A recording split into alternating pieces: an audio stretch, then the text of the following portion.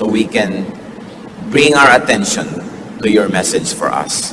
Make our message personal, O God, to the point, Lord, that we will go home enriched, empowered, enlightened by you. We ask you in the name of your Son, Jesus, our Lord and Savior. What are some of the major reasons to give? Bakit nga ba tayo dapat magbigay? At syempre, ang sinasabi dito na giving is giving to God what is due to God and giving to other people as well. Whatever is due to them or whatever we may be able to give them. First of all, giving is commanded by God. Utos sa atin ang pagbibigay. Napakaraming katuruan. Isa na dyan ang Luke 6:30. Lucas 6:30, give to everyone who asks you. Napakalinaw ng mga turong ito. Acts 20:35, the Lord Jesus himself said, it is more blessed to give than to receive. So it's not only commanded but also commended by God. Pinupuri at ikinakapuri ng Diyos ang pusong mapagbigay. This alone is enough reason to give. Kahit wala na tayong isipin pang dahilan, it was commanded by God, it's good enough. Because God is God. But giving is not only commanded, it is also exemplified by God. Ang Diyos na mismo ang nagbigay ng halimbawa, siya na ang unang nagbigay. At ano pa ang apat nating hingin, ibinigay niyang kaisa-isa niyang anak na si Jesus para sa ating kapatawaran, para sa ating paglilinis. Giving is exemplified by Jesus himself. That he gave his life, he gave his time, he gave his energy to the people. It is also exemplified by all the godly people in the Bible. Ipinakita, binigyan tayo ng halimbawa.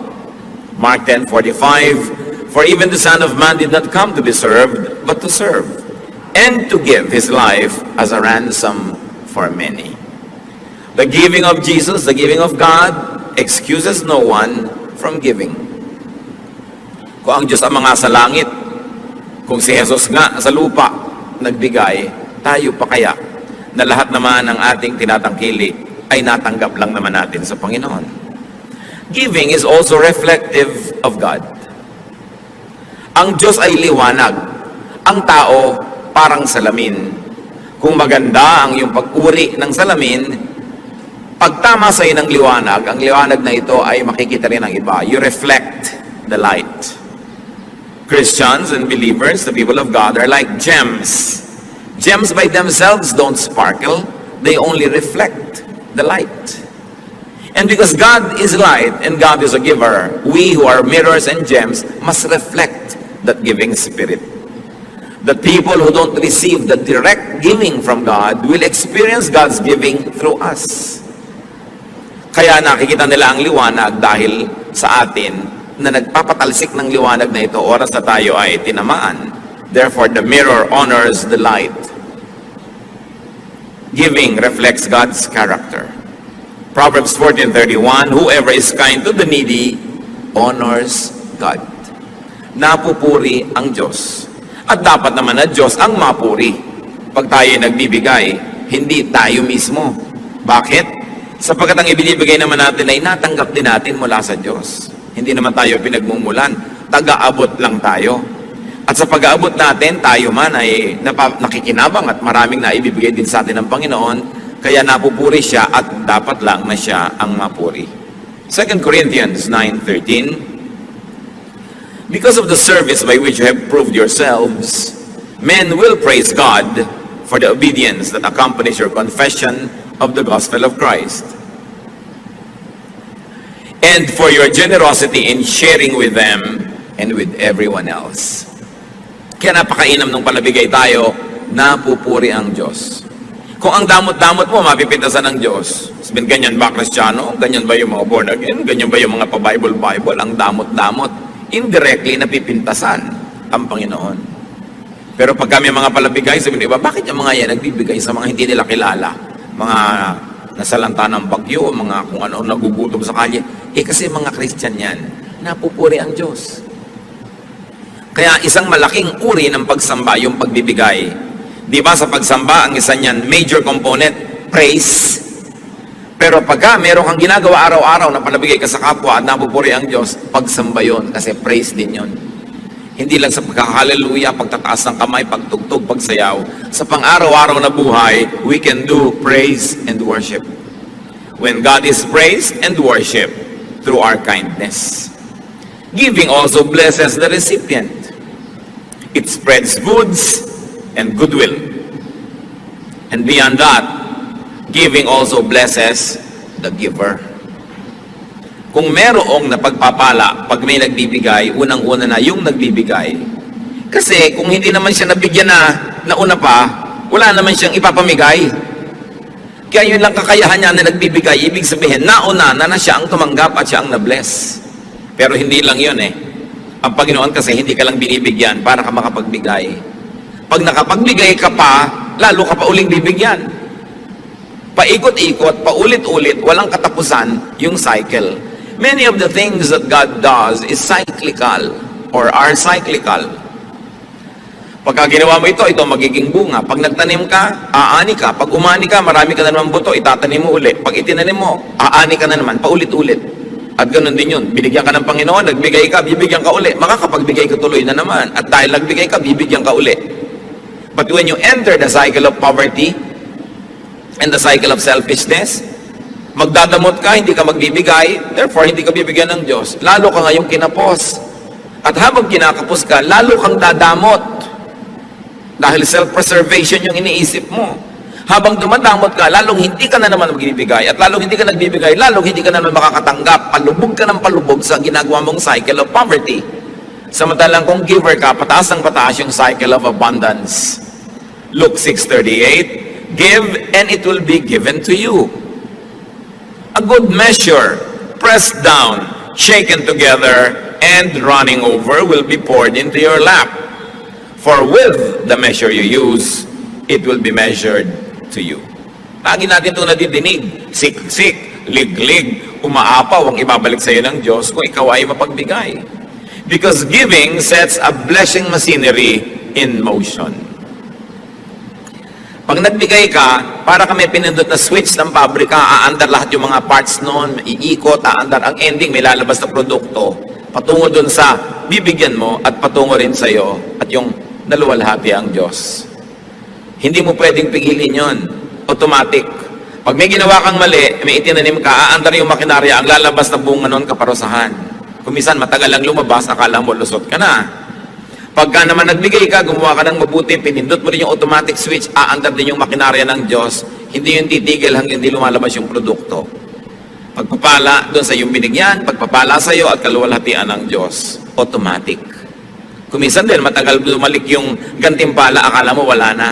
Tapos sa panahon na gipit ka, nalimutan mo na meron ka palang points, biglang lumalabas yun. Maraming nagpapatotoon yan. Mga hindi nila inaasahan kung saan nagmumula ng mga blessing. Tapos maalala nila, oo nga pala, somewhere in time, ako ay merong ginawang mabuti. At ang Diyos kasi hindi lumilimot sa ginagawang mabuti.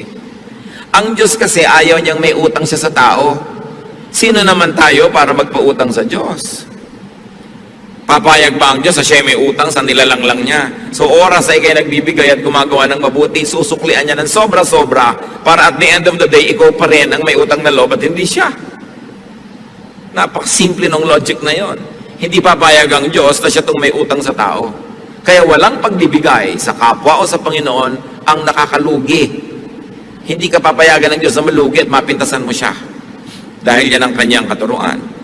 Giving pleases God. Therefore, it opens the door to followership to Jesus. Yung mga iba gustong-gustong sumunod kay Jesus. Tulad ng isang mayamang lalaki, sabi niya, anong dapat kong gawin para makasama sa inyo? Matthew 19:21, Jesus answered, if you want to be perfect, go, sell your possessions and give to the poor, and you will have treasure in heaven. Then come, follow me. Ang gusto ni Jesus na kasama, mayayaman. Pero mayayaman sa mabubuting gawa. Mayayaman sa kawang gawa. Mayayaman doon sa mga tinatawag niyang kayamanan sa langit. Treasure in heaven. Sabi nitong mayaman, gusto kong sumama sa inyo, ano bang dapat kong gawin? Sabi, pues, ipamigay mo ang iyong kayamanan. nang walang maging hadlang sa pagsunod mo. Marami pong tao hindi makakasunod dahil ayaw magpamigay. Pero kitang-kita natin dito, ginawa ni Lord na isang requirement, hindi sa lahat ito ha.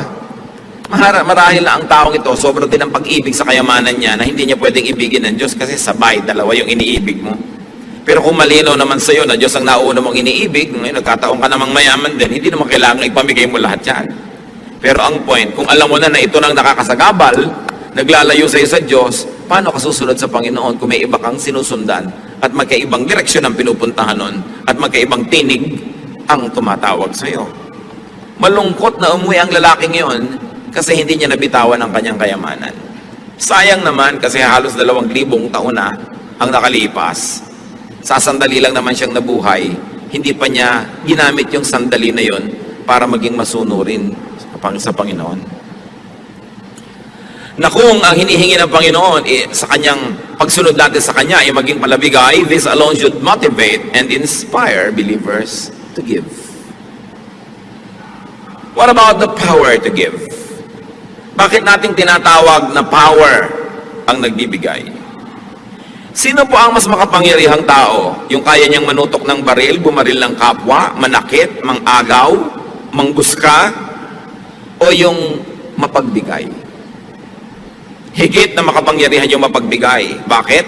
Sapagkat tayo'y likas na mararamot. Tayo'y mga likas na makasarili. Selfishness is like the power of gravity. It is like the power of distorted natural law. It is the norm. It is what can be expected. Napakasama ng puso ng tao. Genesis 6:5, the Lord saw how great man's wickedness on the earth had become, and that every inclination of the thoughts of his heart was only evil all the time. Nakita ng Panginoon kung paano nahulog ang tao sa kasamaan na wala siyang iniisip kundi ang pagiging makasarili. Bakit ngayon malakas yung nakakapagbigay? Labanan mo yung force of gravity. Tatalon ka sa building pero hindi ka mahuhulog dahil there is so much power, tumataas ka pa nga, yun ang power. Yung mayroong kang gusto mo para sa sarili mo na ibibigay mo sa iyong kapwa, makapangyarihan ka sa tulong ng Diyos. Yung mga magulang na kakainin na lang ibinibigay pa sa anak, makapangyarihan ang kilos ng Espiritu sa ganung puso. Yun ang mga tunay na tagumpay. Yun ang tunay na sinasaluduhan na kapangyarihan. Yung matanggihan ang sarili at mapagbigyan ang kapwa. It takes so much resolve and energy and power to give. That is why giving is part of praise and worship. No true worshiper comes before God empty-handed. Kahit sa Biblia, sinasabi yun, huwag kayong haharap sa akin na wala man lang bit-bit. Why? Because giving is a triumph of the divine. Sa puso natin na may Espiritu ng Diyos at sa puso nating nananahan din ang Espiritu ng kasamaan, yung nagbibigay ka, ang nagtatagumpay ay yung Espiritu ng Diyos. Pero yung nagiging makasarili ka, ang nagtatagumpay, your dark side. The selfish side. Kaya isang pagsamba na may dala-dala kang offering. Kasi kung susundin mo lang sarili mo o si Satanas, hindi mo ibibigay yun. Panghihinayangan mo yun para sa sarili mo na lang. Yung maitanggal mo sa sarili mo yun at maiabot mo at maibigay, isang malaking tagumpay ng paglaban sa likas na pagiging makasarili.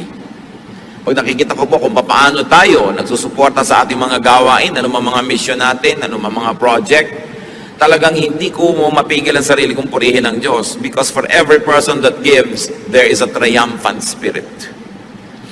And for every person, of course, that withholds, it is so saddening, not only because there is no offering, but more importantly, dahil yung tao na yon natalo ng kanyang pagiging makasarili. Natalo ng udyok ng pagiging makasarili. Now, how can we be empowered to give? To obey and to praise God? How can we be empowered to give and be good to others? First, need and want less. Para tayo makapagbigay at magkaroon ng ganong kapangyarihan, bawasan ang mga listahan ng pangangailangan at mga hinahabol-habol at mga gusto. Habang dumadami ang gusto natin na maging atin, makamkam, masarili, matamasa, andun lang yon, isa lang ang size ng puso natin. Pag maraming space doon, pinuno natin ang mga needs and wants and desires, lumiliit yung espasyo na natitira sa pagiging mapagbigay.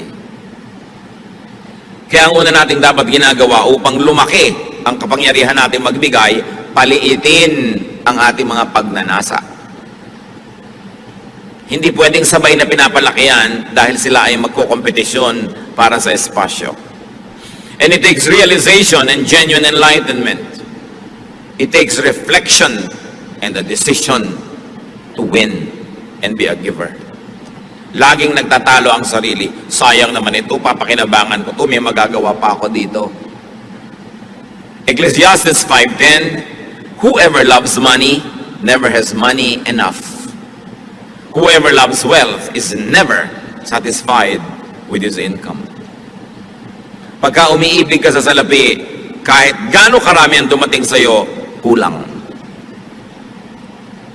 Kaya makikita ng iba, wow, buti na lang umaasenso ang buhay mo. Kulang pa nga eh, marami pa akong needs. Nakakatamad madinig. Pero pag sabi mo, wow, may bago kayo palang mga gamit, binibless ka lang, oo nga, praise God. Napakasarap pakinggan. Yung iba naman kasi daing ng daing dahil baka mautangan. Kahit ang dami-dami na, wala nga. At may mga kilala po tayo mga kapatid, mag-ingat-ingat kayo sa kasasabi nyo ng wala. Kasasabi ng wala, na wala nga. Because there is power in our spoken word. Yung meron ka na, daing ka pa ng daing, nawawala. Samantalang kahit konti, yung parang ang sarap-sarap mong magsalita na, wow, ang yaman-yaman natin, kahit konti, hindi sa pagyayabang, kundi sa pag-appreciate sa Diyos, dumadami. Subukan nyo. Sinabi nga ng Diyos, let there be light, nagka-light.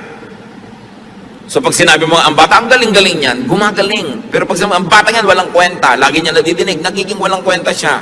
May kapangyarihan kasi ating salita. Kaya huwag tayong daing ng daing. Lagi nilang gusto kaawaan, lagi nilang gusto makadilehensya. Kaya tuloy ang nangyayari, lalo naghihirap. Yung mga paladaing, nakaka-asenso ba yun? Pahirap din ang pahirap. Wala din namang natutupad dun sa kanilang mga pagsasalitang yan eh.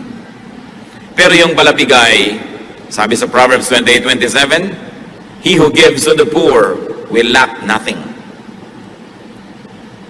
The Lord will either give you great rewards or the Lord will give you the great spirit of contentment. Therefore, you lack nothing. Paano ba nagiging mayaman ang tao? Una, kung dumami ang sobra-sobra niyang pera, o kung kontento siya sa konti niya, daig pa niya mayaman. Yung marunong makontento sa konti, daig niya yung marami, pero hindi kontento. Sino ang mahirap? Yung kahit ang dami-dami na naghahangad pa ng mas marami, pobre yun, maralita. Kaya kailangan nakikita natin kung ano ang ginagawa ng Espiritu ng Diyos sa puso ng tao. Pinapayaman tayo. Kung hindi man tayo buhusan ng kutak-kutak na material na mga pagpapala, nagkakaroon tayo ng espiritong marunong matuwa, maging sa konti. Mayaman ka rin ang feeling mo nun. Either you are rich or you're feeling rich. Sino bang mas masaya sa dalawa? Di ba yung feeling rich? Kahit na hindi naman talaga, pero you feel rich. Nakikita niyo yung mga tindera sa palengking, nagpapapedicure pa habang nakaupo sa isang sakong kamote. Feeling rich! 30 pesos lang yung pedicure niya, pero donyang-donya siya. May mga bulak pa sa pagitan ng mga daliri, no? Talagang akala mo, napakasaya. Pero kung ang dami mong pera, you are not feeling rich, nagreklamo ka pa rin, pobre ka, kawawa naman. So learn contentment. 1 Timothy 6:6, but godliness with contentment is great gain. For we brought nothing into the world, and we can take nothing out of it. But if we have food and clothing, we will be content with that. Pinanganak ka daw na walang dala, aalis kang walang dala. Ano lang ang pwede mong dalin doon sa kabilang buhay? Yung naideposito mo habang nabubuhay ka dito sa bangko ng paggawa ng mabuti. Yung mga gumagawa ng mabuti, palabigay, nagde-deposit ang withdrawal sa langit. Hindi mo pwedeng dalin, pero pwede mong i-deposit habang nandito ka, doon na lang ang withdrawal. Pero yung dala-dala mong lahat na matay ka, wala kang madadala. Kasi sinasabi ni Lord, gather for yourselves treasures in heaven, na hindi kayo mananakawan at hindi uuurin o kakalawangin ang inyong mga kayamanan. Sabi ganun, kailangan ganun. Marunong ka magdeposito doon, marunong ka mag-impok doon sa eternal bank na napaka-importante. How else are we empowered to give? Natural, produce more. Anong ipapamigay mo kung wala ka namang sobra? Meron din naman, kahit kulang, nakakapagbigay pa rin tayo, pero iba na kung sobra-sobra. Ephesians 4:28, he who has been stealing must steal no longer, but must work, doing something useful with his own hands, that he may have something to share with those in need. Sabi, yung dati sa inyong mga tamad, walang ginawa kundi magnakaw lang o manghingi, magdilihensya, tigilan nyo yan, magtrabaho kayo, paasensuhin yung ginagawa nyo, at nang sa ganon, kumita kayo hindi lang ng kailangan nyo, kundi ng higit pa ron, at nang may sobra kayong maipamigay. Yan pala ang magandang ambisyon ng gustong yumaman, para maraming maipamigay. Hindi lang para maraming sarilinin at kamkamin.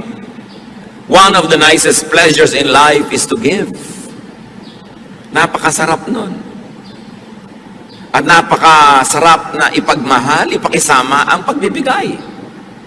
Kaya dapat nating ambisyon na kumita, magtrabaho, maging mabunga para maraming pwedeng ipamigay.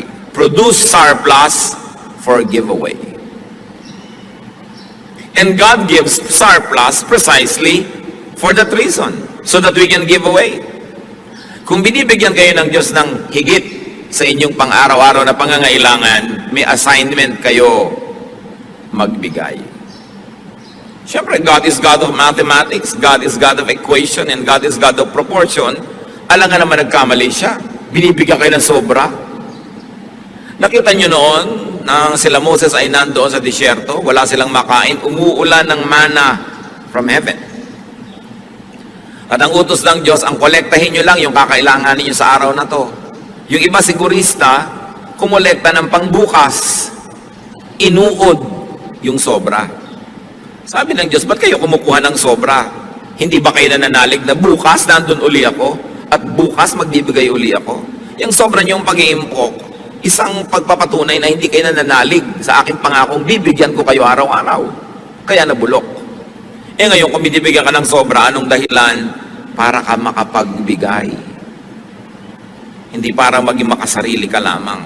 Pagkamat, hindi man masamang may iniimpok-impok ka, lalo gusto mong mamuhunan, gusto mong may gawin na ganot ganyan, pero hindi lang para sa sarili. Bawat tumatanggap ng sobra, may assignment from God. Luke 12:48, for everyone who has been given much, much will be demanded. And from the one who has been entrusted with much, much more will be asked. Malinaw. Ang binibigyan ng sobra, paghahanapan ng Diyos nung sobrang yon, kung ano ang kanyang ginawa. Mas mataas ang expectation ng Panginoon sa kanyang mas pinagpapala. Kaya yung pagpapalang tinatanggap natin sa Panginoon is a form of responsibility. It is God's trust. Trust fund niya yun. Hindi sa atin lahat. Bagamat salamat, meron tayong parte doon. Kaya nga sa atin inaabot para rin tayo magkaroon. Pero hindi lahat para sa atin. How else can we be empowered to give, to be acquainted with, and to know suffering from unmet needs? Pag sobrang maluwag ang inyong buhay, kailangan reacquaint yourself with suffering.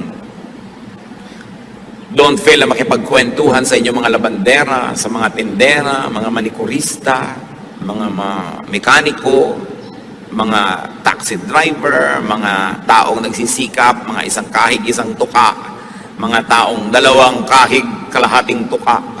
Kulang na kulang ang kinikita. Kasi kung tayo nakikisalamuha, nakikipagmabutihan, at nakikisangkot sa mga nangangailangan, muling nabubuhay yung espiritu sa atin ng charity. Pagka nakakasalamuha ka sa mga taong konting-konting halaga, napakalaking bagay sa kanila, natututunan mong magbigay ng mga halagang iyon at natututunan mong magtipid sa iyong mga luho. Dahil alam mo na, ang konting luho ko, malaking bagay na para sa mga sobrang gutom. Pero pag tayo nag-social climb at ang lagi niyong kasalamuha, yung big spenders, yung napakararaming pera at hindi makapagkapwa, sarili ang inaasikaso, gumagastos ng napakalalaking mga pera para sa mga hindi naman mga masyadong kailangan sa buhay. Pag yan ang lagi niyong kasama, kayo'y mamamanhid sa daing at pangangailangan ng mga kapuspalad. At ang gagawin ninyo, makikisama kayo sa kanilang mga paglustay, sisikapin yung kumita ng maraming-marami para lang kayong makasabay sa kanilang mga kaluhuan. Pero hindi tayo dapat maligaw. Tayo ay may pananagutan sa ating kapwa. Kaya dapat, kahit ang ating mga anak, kung lumalaki sa ginhawa, dapat nyo silang iminumulat sa mga pangangailangan ng mga sarili nilang mga pinsan na maaaring higit na nagdarahop kaysa sa inyo. Kailangan silang dinadala sa mga lugar na nakakita silang pagdurusa at hirap para sila'y magkaroon ng malasakit sa kapwa. Hindi yung lagi silang ikinukulong sa mga air-conditioned cars at mga air-conditioned homes at sa mga gated villages at sila ay nagiging bulag sa katotohanan ng pagdurusa ng sangkatauhan. Dapat lagi tayong nagre-reacquaint. Katulad ng Panginoong Yesus, ang anak ng Diyos ay bumaba mula sa ginhawa at luwalhati ng langit para makisalamuha sa mga tao, para maranasan niya ang hirap ng mga tao. At nang sa ganon, hindi lang niya nauunawa sa isip, alam niya sa gawa kung paano makipaglaban sa kasalanan at kahirapan. At dahil ang anak ng Diyos ay nabuhay bilang tao, at dumanas ang lahat ng uri ng tukso, na salamat na lang at kanya na pagtagumpayan, ano ang naging bunga? Naging mapagtanggap si Jesus sa mga makasalanan, mapagpatawad, maibigin, mapagbigay, mapagpagaling, sapagkat naramdaman niya ang lahat ng hirap. Siya man, ipinanganak doon lang sa pakainan ng hayop, sa kahon na nilalagyan lang ng pagkain ng hayop, sa sabsaban. Siya man ay ipinanganak sa bahay ng hayop, hindi sa bahay ng tao. Siya man ay nabuhay sa isang pamilyang ubod ng hirap, sa isang makalumang bayan, sa isang kawawang nasyon na Israel na inaapi ng mayamang Roma. Alam ni Jesus ang pagdurusa, kaya marunong siya magbigay. Kaya ang ating mga kapwa na nanggaling sa hirap, tapos yumaman, dapat lumingon. Hindi yung tatalikuran mo na ng todo ang yung paghihirap at ang mga kilala mong mahihirap at pipilitin mo na ngayong makibarkada na lang sa mga mayayamang tulad mo rin naman ay galing din sa pusali at pare-pareho kayo nagpapanggap at nagbubulag-bulagan sa mga pangangailangan ng iba. Dapat ngayon ang galing sa hirap ang mas mabuti sa mahirap. Kaya ito naman ang ginagawang pang-uutos sa atin ng mga politiko, lahat galing sa hirap. No? Pero makikita ba natin talaga sa mga ginagawa nila ang malasakit sa mga mahihirap, liban na lang kung oras ng eleksyon? Pero ang totoo nun, meron silang pinefake. Kasi ang katotohanan, pag galing ka sa mahirap, you're qualified and you're empowered. At yung galing talaga sa mayaman, kahit naman siguro pa paano, may kamag-anak ka rin mahirap, alam mo rin kung paano maging mahirap. Dapat huwag tayong maging bingi. Ang Panginoon sa Hebrews 2:18 dinescribe, because He Himself suffered when He was tempted, He is able to help those who are being tempted.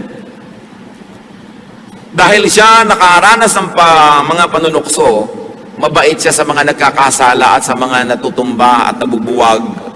Dahil siya lang naman tong nanatiling nakatayo kahit natukso. Siya lang itong natiling walang kasalanan, lahat naapektuhan, lahat tinatamaan at nasasaktan at nagdurugo at nalulugmok at nadarapa. Ang naging epekto kay Jesus, ang pakikitungo niya sa mga makasalanang tao, naging mapagpatawad siya at mapalakop-kop sa makasalanan. Hindi naging righteous. Ngayon, kung lagi ka lang nasa seminaryo, nasa loob ng simbahan o opisina ng simbahan, nasa mga toreng garing at mga tore ni David na ang tataas, relihiyosong-relihiyoso ka, ano nagiging bunga? Lalo ka ngayong mapaghusga, lalo ka mapagmataas at hindi ka makapagpasensya sa nagkakamali. Hindi yan ang example ni Jesus. Ang example niya, naunawa niya na mahirap magpakabanal, maging yung babaeng babatuhin dahil nahuli na sa akto ng pangangalo niya, sinanggahan pa niya. Pero sabi niya, sin no more. Naiintindihan niya. Kaya tayo namang aral ng salita ng Diyos, ang dapat nagiging bunga, naiintindihan natin yung kinakapos, hindi hinuhusgahan natin sila. Christians are a very peculiar people. We kill our wounded. Mabuti pa kumisan yung mga rebelde, yung mga kasama nilang nababaril, binubuhat. Tayo, pag may Kristiyanong nabaril ng kaaway at nasugatan, niyuyurakan, pinagchichismisan, pinagpipiestahan. We kill our wounded. This is not the example of Jesus. The example is to be acquainted with suffering and weakness so that we can help those who suffer and those who are weak. Kaya kailangan maging matulungin. Pero hindi yan lahat eh. Kumisan ang nananaig lang sa atin yung ating dark side, but we have a bright side. Genesis 1:27, God created man in His own image. Merong bahagi ang Diyos na nabubuhay sa bawat puso ng bawat nilalang. We can be godly. We can be giving. If only we will allow that godly side to triumph. That's why giving by itself is the triumph of the godly side over the dark side. How else are we empowered to give? Know and understand yourself. Understand your position in God's economy. Sino ka ba talaga? Anong papel mo dito sa mundong nilikha ng Diyos? At ang lahat ng taong malinaw ang pag-iisip, we will realize that you are just a recipient of God's kindness. You are just a recipient of God's grace. Therefore, you are to be a channel of that same kindness and grace. Tumatanggap lang tayo. Kumisan sa tagal mo at dami ng tinanggap, nakakalimutan na natin yun. Akala natin tayo na nga yung hero, tayo na nga yung great. Pero tayo tumatanggap lang. At dahil doon, meron tayong pananagutan sa nagbibigay. Luke 14:13-14. But when you give a banquet, invite the poor, the crippled, the lame, the blind, and you will be blessed. Although they cannot repay you, you will be repaid at the resurrection of the righteous. Sasabihin ng mga tao, Pastor, yung po ba mga Christian nagdedebu? Yung po ba mga Christian naghahandaan? Yung po ba mga Christian nagpa-party? I say, yes, lalong dapat. Kasi mga anak tayo ng Diyos, dapat natin ipagdiwang ang Diyos. Pero may pagkakaiba. Ang Kristiyano nagpa-party, nagluluto at naglalaan ng isang bahagi ng kanyang handa, ipinapakain niya sa mga kapuspalad na nandun sa mga lansangan. Ang mga Kristiyano at anak ng Diyos na naghahandaan, nagsasaya, laging may bahagi para ipamigay. Kasi mahirap naman yatang sundin yung hindi nyo kilalang lahat ng sinasabing poor, crippled, lame, blind nasa party nyo, di ba? Kahit gaano kayo kabanal, hindi naman siguro kayo sobrang mag-e-enjoy, ang daming hindi nyo kakilala. So anong gagawin nyo? Ipadala nyo yung dapat nyo ipakain kung saan man sila naroon. Mga Kristiyano na isang buong pamilya kakain sa restaurant, ang dami-daming kinain. Why don't you order 2 or 3 dishes at ibigay nyo sa mga waiter na nag-silbi sa inyo? Iuwi naman nila sa pamilya nila, makapag-party rin sila kahit man lang pansit. Yun ang pinagkaiba. Ang mga Kristiyano kasi, may pagkakaiba. Bagamat pare-pareho tayo ng ginagawa, meron ka laging kaibahan. At ano yun, ikay palabigay. Kahit pa nga, hindi naman sobra. Sabi ni Job 1:21, naked I came from my mother's womb, naked I will depart. So don't take it all, and don't hold on too tightly. Huwag masyadong mahigpit ang hawak. Ang totoo niyan, dahil tayo makasalanan, we don't really deserve all the good we receive. We don't really deserve all the good we desire. Romans 3:12, all have turned away. They have together become worthless. There is no one who does good, not even one. So what is a great lie or kasalanan? That you deserve the good life. What we deserve is hell. Yun ang totoo nun. Dahil patuloy tayo nagkakasal at kinakapos. Kaya mga advertisement ng maluluhong mga bahay, kondo, maluluhong mga salon, spa, laging, you deserve the good life. Scientific ang mga advertising, ha? Ba't nila sinasabing you deserve? Kasi maraming kliyente, pag gumagastos ng marami talaga, nagigilty. Kaya para talikuran mo na yung guilt mo, sige na, gumastos ka na, you deserve it. Paulit-ulit nyo for many years. Take life easy, eat, drink, and be merry. Pero siya itinuwid ng Diyos. Sabi ng Lord, you fool, that's not the way. Not just because you work so hard, you have already earned it. The lie that we deserve good things desensitizes us to want, to get, and to waste more. Yung I deserve it naman eh. I worked so hard, so I deserve this. We are not really that good. Kuminsan dumadating sa'yo ang daming pagpapala, ang daming mga material blessings, maraming success, dapat mong huwag makalimutan, pinagpapala ka lang.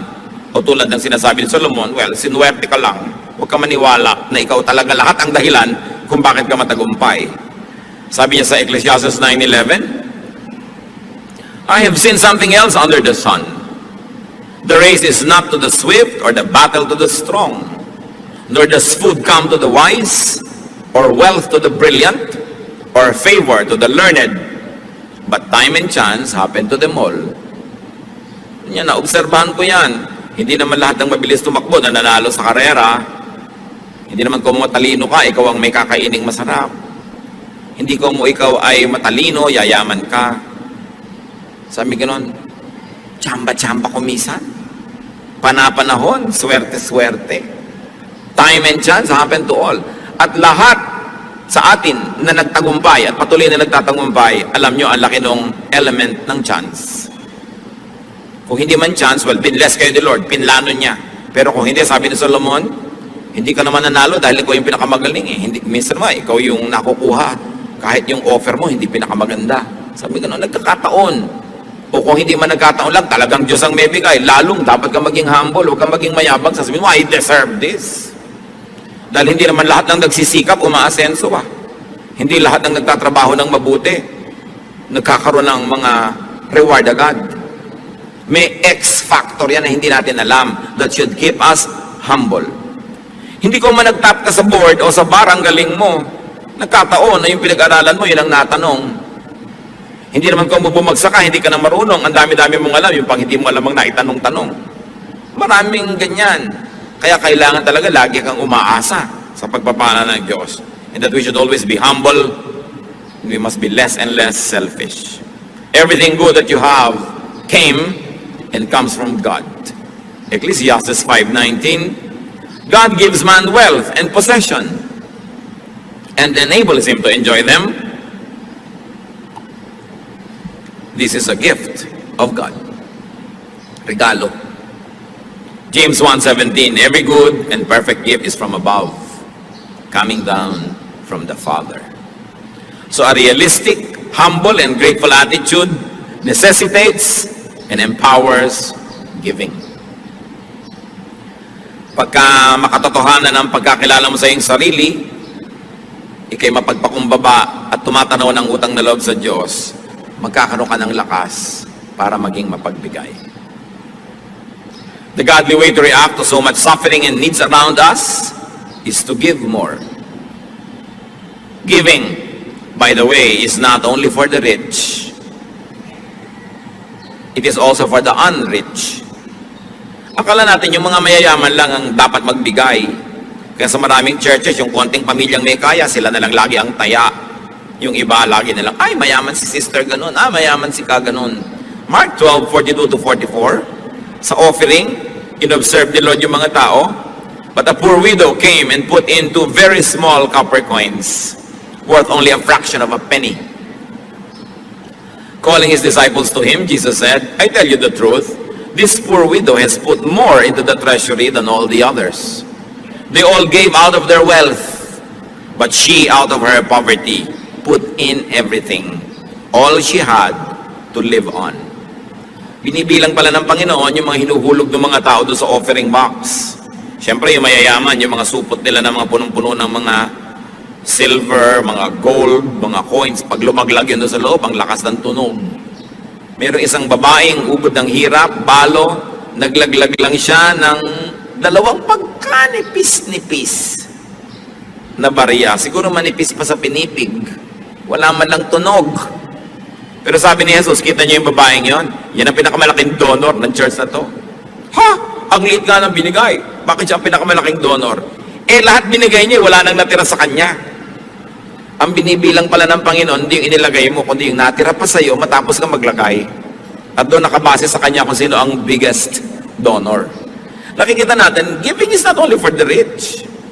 Giving is for everybody. From each according to ability. That is how it should be. So you can give from your own neediness. Hindi yan excuse. Nung nagkaroon ng kontribusyon ng mga churches all over the known world, pati yung mga poor churches, akala nyo exempted? Hindi. Merong isang super hirap na church na puri masyado. Kasi hindi siya nagpa-exempt dahil mahirap siya. Siya pa ang nagpilit na isali siya sa mga magbibigay sa pangangailangan.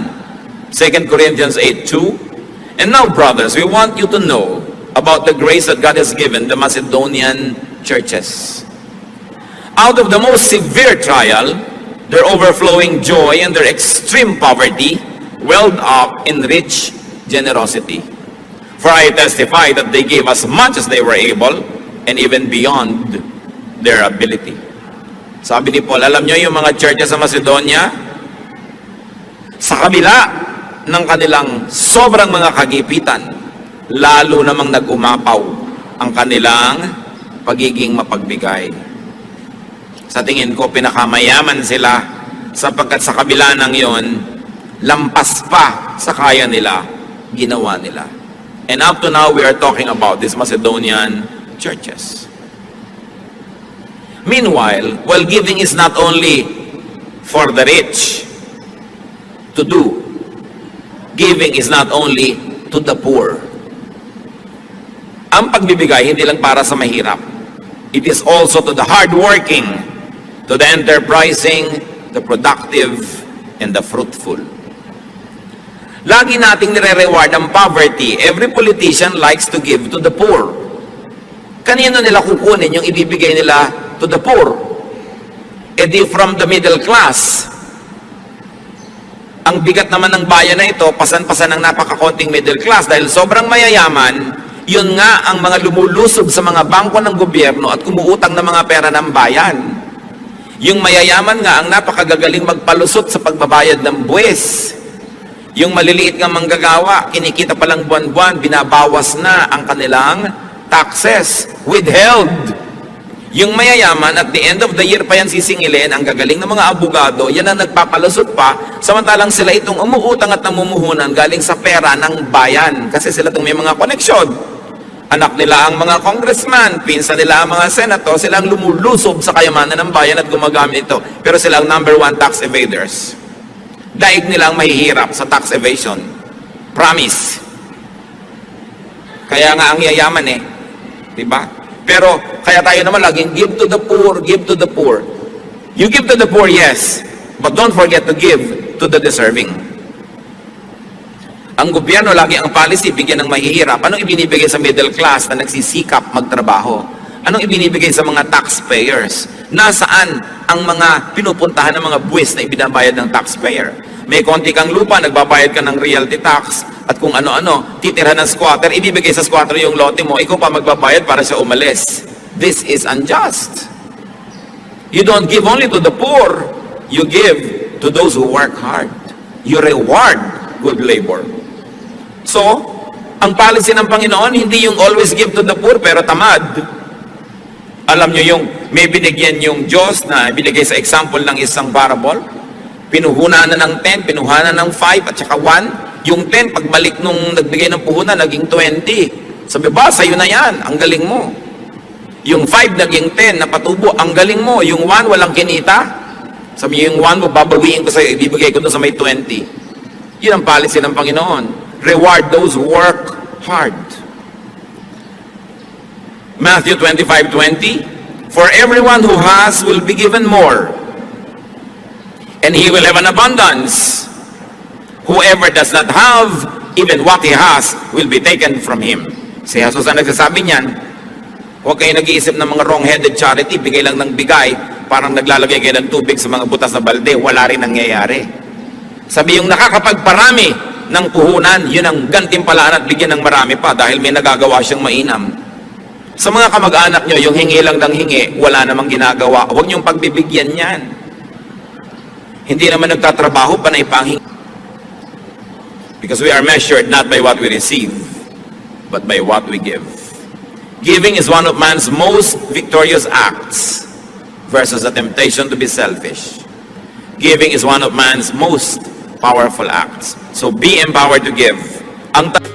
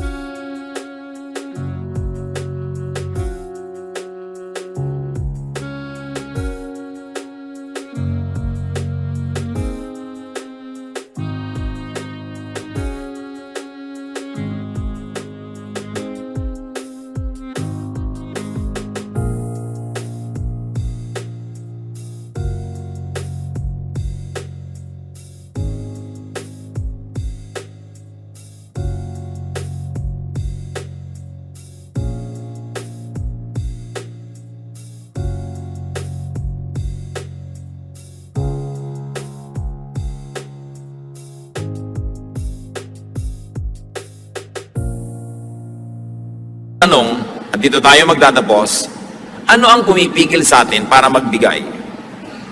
At kung nagbibigay naman tayo, ano ang pumipigil sa atin para magbigay ng lubos? Lalong-lalot kung pinagpapala naman tayo ng Panginoon. Mga magulang, nagbibigay ba tayo ng lubos sa ating mga anak? Mga anak, nagbibigay ba tayo ng lubos sa ating mga magulang? Mga magkakapatid? Mga employers, nagbibigay ba kayo ng tama, lubos sa inyong mga empleyado? Mga empleyado, nagbibigay ba kayo ng tama sa inyong mga amo? Na kayo'y matapat, nagtatrabaho ng mahusay? Ang pagbibigay ay utos ng Diyos. Halimbawa ng Diyos at ng Panginoon, at ipinangako niyang pinagpapala niya ang nagbibigay. Aming Ama sa langit,